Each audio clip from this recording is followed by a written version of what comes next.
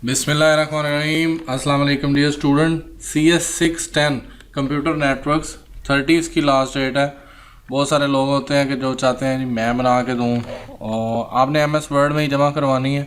CS 610 की दूसरी assignment भी आ गई है, उसके ऊपर मैं जल्दी वीडियो बनाऊँगा। और उस असाइनमेंट में हमने एक सिस्को का सर्टिफिकेट का कोर्स पूरा करना है, और उस पर रजिस्टर होने के लिए VU email ID just like that आपके bc@vu.edu.pk इस तरह की ईमेल है, उसको यूज़ करके लॉगिन करना, रजिस्टर होना है, लॉगिन करना है, फिर वो कोर्स करना। उसमें 70-80% मार्क्स होंगे तो तब आपको सर्टिफिकेट मिलेगा। एक अटैम्प्ट होती है, 4 सेक्शन होते हैं, 200+ MCQ होते हैं, फाइनल में 60 MCQ होते हैं, टाइमर चल रहा होता है, वो क्विज़ करना। मैं उस असाइनमेंट का इंट्रोडक्शन यहाँ पे दे रहा हूँ, वो उसके ऊपर वीडियो आएगी। वो 1-2 महीनों में करनी होती है, एक आधे महीने में। उसकी 1 जुलाई लास्ट डेट है, मतलब मई जून जुलाई, तो 2 महीने होते हैं उसका टाइम।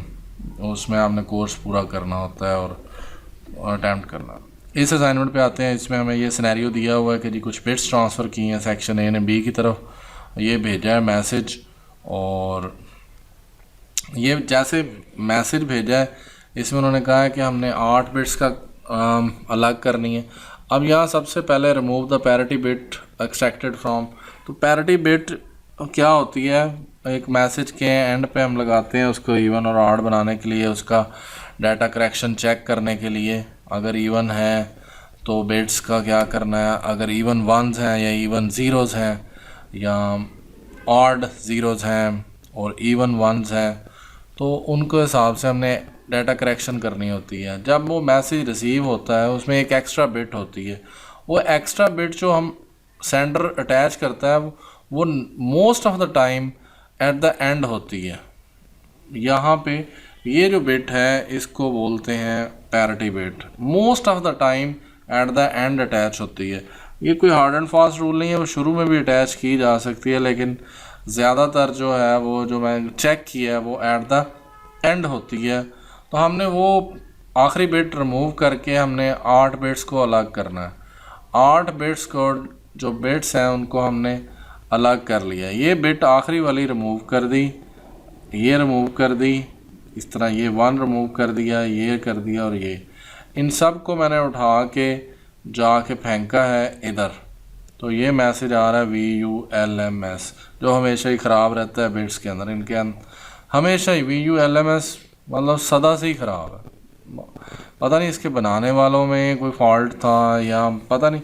इसकी बेस में मेरा ख्याल है VULMS को बनाते हुए ना उन्होंने जो माइंड सेट था शुरू के दिनों में 2001, 2, 3, 4 उस वक्त का ही मतलब माइंड सेट अभी तक वो उसी के अंदर घूमता आ रहा है, जिसकी वजह से LMS हमेशा ही ख़राब रहा। उसके बाद जो उस टाइम के ना वो अभी तक है।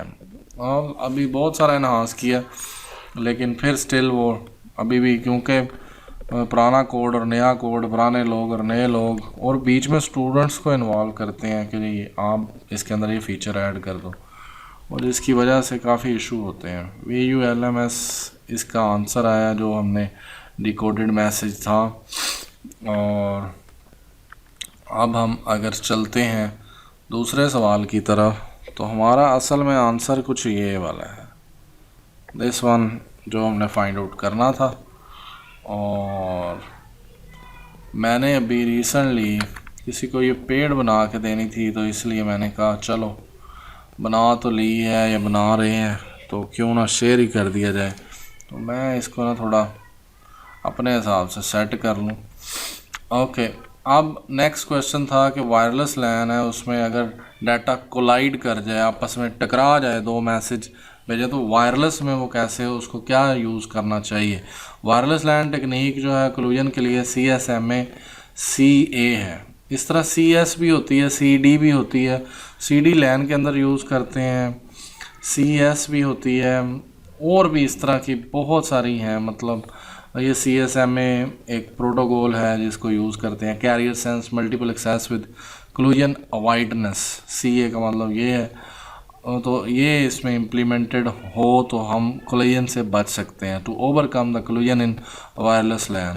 तो इसमें ये सारी एक्सप्लेनेशन दी हुई है, आप सर्च कर लें नेट पे कि what is the purpose of CSMA CA, तो वो आपको बता देगा कि ये किस काम आती है। वो या आपने अपनी वर्डिंग में यहाँ लिखना है, इसको मैं अपने वर्ड्स में लिखूँगा।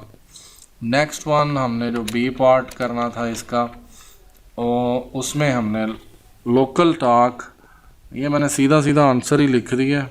लोकल टॉक के लिए 230.4 किलोबिट्स, IBM टोकनिंग टेक्नोलॉजी 4 MB से 16 MB लेती है, और फाइबर ऑफ कोर्स अब इन सब में वही रह गया पीछे, इसका आंसर यही है।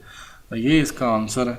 इस टेबल को भी थोड़ा फूल बूटे लगा लिए जाने चाहिए और फिर भेज देनी चाहिए असाइनमेंट बना के। मेरा ख्याल है ये ठीक है। हाँ, थोड़ी डिफरेंट तो हो जाएगी ना, बस ठीक है। और इसको भेजते हुए हम सेव कर लेंगे। एक दफ़ा बस मैंने एक पैराग्राफ दोबारा रीराइट करना है, इसको रीफ्रेश करेंगे और भेज देंगे। आपको अगर समझ आ गई है तो चैनल को सब्सक्राइब कर दें जल्दी से, वीडियो को लाइक भी कर दें। इतने कम लाइक्स, मतलब मुझे समझ नहीं आई, 8-10 लोग ही मेरी वीडियो लाइक करते हैं, पता नहीं क्यों ऐसे। पता है मुझे, सब बस सिर्फ असाइनमेंट देखने आते हैं, लाइक और सब्सक्राइब तो करते ही नहीं। आगे जाके बच्चा जी चाहिए होगा आपको, जब प्रोजेक्ट बनाना होगा ना, फिर मैं आपको याद आऊँगा। Anyway, thank you, thanks for watching.